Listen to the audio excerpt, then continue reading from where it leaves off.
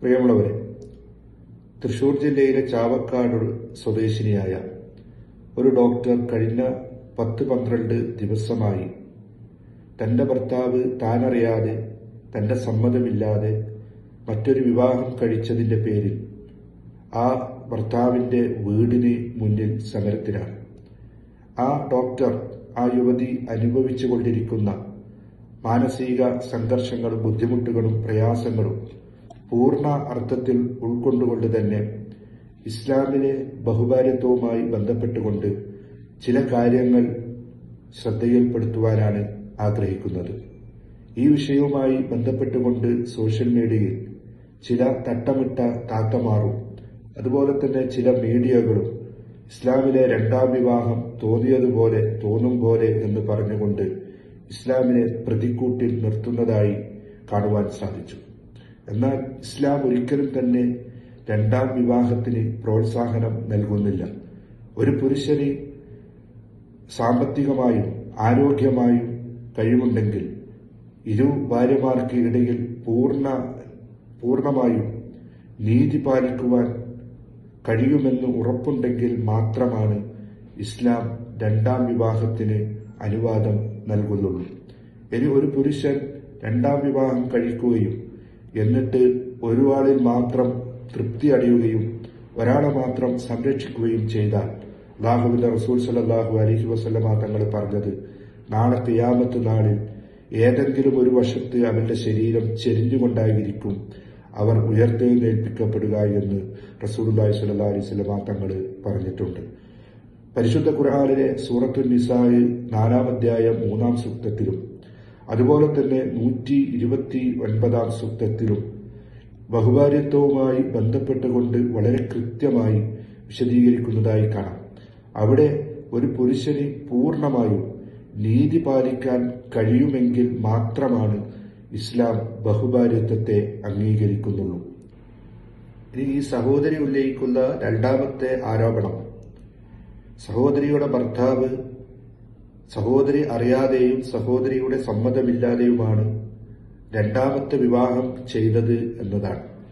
യഥാർത്ഥത്തിൽ ഇസ്ലാം ഒരിക്കലും തന്നെ ആദ്യ ഭാര്യയുടെ സമ്മതം എടുത്തുകൊണ്ട് മാത്രമേ രണ്ടാം വിവാഹം ചെയ്യാൻ പാടുള്ളൂ എന്ന നിബന്ധന ഒരിക്കലും മുന്നോട്ട് വെക്കുന്നില്ല.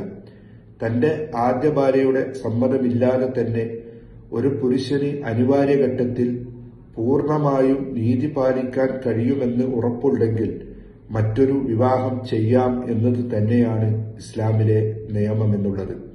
അവിടെ സഹോദരി മഹല്ലുമായി ബന്ധപ്പെട്ടുകൊണ്ട് ചില കാര്യങ്ങൾ സംസാരിക്കുന്നുണ്ട്. ഇസ്ലാമിലെ വിവാഹം എന്നുള്ളത് വളരെ ലളിതമാണ്, വളരെ മനോഹരമാണ്. ഒന്നാം വിവാഹമായാലും രണ്ടാം വിവാഹമായാലും ഇസ്ലാമിലെ വിവാഹം എന്ന് പറയുന്നത് ഒരു ആണും ഒരു പെണ്ണും പരസ്പരം കണ്ട് ഇഷ്ടപ്പെട്ട് കഴിഞ്ഞാൽ അവർ തമ്മിൽ വിവാഹം നടക്കുകയാണെങ്കിൽ പുരുഷൻ വധുവിന് കൃത്യമായ മഹർ അഥവാ വിവാഹമൂല്യം നൽകുകയും വധുവിന്റെ രക്ഷിതാവിന്റെ സാന്നിധ്യത്തിൽ 2 സാക്ഷികൾ മുഖേന നടത്തപ്പെടുന്ന വളരെ ലളിതമായ ഒരു കർമ്മമാണ് ഇസ്ലാമിലെ വിവാഹം എന്നുള്ളത്. ഈ നിബന്ധന മാത്രമാണ് വിവാഹം സാധുവാകാനുള്ള ഇസ്ലാമിന്റെ നിർദ്ദേശമെന്ന് കാര്യം നാം മനസ്സിലാക്കുക. അതേപോലെ തന്നെ മഹല്ലുകൾ ഒരു ഭൗതിക സംവിധാനം മാത്രമാണ്. ഒരു മഹല്ലിലെ ഖാദിയോ അതല്ലെങ്കിൽ ഖതീബോ വിവാഹത്തിന് നേതൃത്വം നൽകുന്നുണ്ടെങ്കിൽ അതൊക്കെ ഈ ഭൗതിക സംവിധാനം മാത്രമാണെന്ന് സ്ത്രീ മനസ്സിലാക്കുന്നത് നന്നായിരിക്കും.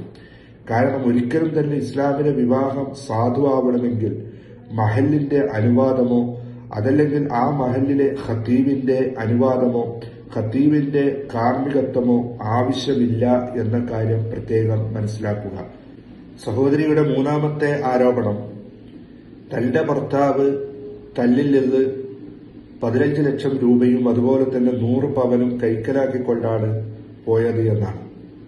ഇവിടെ നാം മനസ്സിലാക്കേണ്ടത്, ഒരു ഭാര്യയും ഒരു ഭർത്താവും വളരെ മനോഹരമായി സന്തോഷത്തോടുകൂടി ദാമ്പത്യ ജീവിതം നയിക്കുമ്പോൾ തന്നെ തന്റെ ഭാര്യയുടെ സ്വത്തിൽ തന്റെ ഭർത്താവിന് ഒരിക്കലും തന്നെ അവകാശമില്ല എന്ന കാര്യം പ്രത്യേകം മനസ്സിലാക്കുക. ആ സ്ത്രീയുടെ സ്വത്തും അതുപോലെ തന്നെ പണ്ടവും ആ ഭർത്താവ് കൈക്കലാക്കിയിട്ടുണ്ടെങ്കിൽ ആ സ്ത്രീക്ക് നിയമപരമായി ആ ഭർത്താവിനെതിരെ കോടതിയെ സമീപിക്കാവുന്നതാണ്. ഈ വീഡിയോ ആ സഹോദരിയുടെ ഭർത്താവ് കാണുകയാണെങ്കിൽ ഒരു കാര്യം മനസ്സിലാക്കേണ്ടത്, താങ്കൾ ഇപ്പോൾ ഭാര്യയോടും താങ്കളുടെ മക്കളോടും ചെയ്തുകൊണ്ടിരിക്കുന്നത് ഒരിക്കലും തന്നെ അംഗീകരിക്കാൻ കഴിയില്ല എന്നുള്ളതാണ്. താങ്കൾ നീതിപൂർവമായ ഒരു രീതിയല്ല സ്വീകരിച്ചിട്ടുള്ളത് എന്ന കാര്യം പ്രത്യേകം മനസ്സിലാക്കുക. താങ്കൾ താങ്കളെ മക്കളോടും അതുപോലെ തന്നെ ഭാര്യയോടും ചെയ്യുന്നത് അതിക്രൂരമായ അനീതിയാണ് എന്നുള്ള കാര്യം പ്രത്യേകം മനസ്സിലാക്കുക. തന്റെ ആദ്യ ഭാര്യയിൽ നിന്ന് താങ്കൾ 15 ലക്ഷം രൂപയും അതുപോലെ തന്നെ 100 പവനും വാങ്ങിയിട്ടുണ്ടെങ്കിൽ ധാർമ്മികപരമായി അത് ഭാര്യയ്ക്ക് തിരിച്ചു കൊടുക്കുവാനുള്ള അവകാശം താങ്കൾക്കുണ്ട്. ഭാര്യയുടെ സ്വത്തിലോ അതുപോലെ തന്നെ ഭാര്യയുടെ സമ്പത്തിലോ ഒരിക്കലും തന്നെ താങ്കൾക്ക് അവകാശമില്ല. ദാമ്പത്യ ജീവിതം ഒരിക്കലും തന്നെ രണ്ടുപേർക്കിടയിൽ മുന്നോട്ട് കൊണ്ടുപോവാൻ സാധ്യമാവാതെ വരികയാണെങ്കിൽ ഇസ്ലാം അവിടെ വിവാഹം വിച്ഛേദിക്കുവാനുള്ള അവകാശം നൽകുന്നുണ്ട്. അവിടെയും പുരുഷൻ ശ്രദ്ധിക്കേണ്ടത് കൃത്യമായ വിവാഹത്തിനുള്ള നഷ്ടപരിഹാരം നൽകിക്കൊണ്ട് വളരെ മാന്യമായിട്ടായിരിക്കണം വിവാഹബന്ധം വേർപ്പെടുത്തേണ്ടത് എന്നുള്ളതാണ്. അതും വിവാഹ ബന്ധം വേർപ്പെടുത്തുന്നതിന് മുമ്പ് ഇസ്ലാം കൽപ്പിക്കുന്ന ചില നിയമങ്ങളുണ്ട്. ആ നിയമങ്ങൾ പാലിക്കേണ്ട ബാധ്യതയും താങ്കൾക്ക് ഉണ്ട് എന്നുള്ള കാര്യം പ്രത്യേകം ശ്രദ്ധിക്കുക.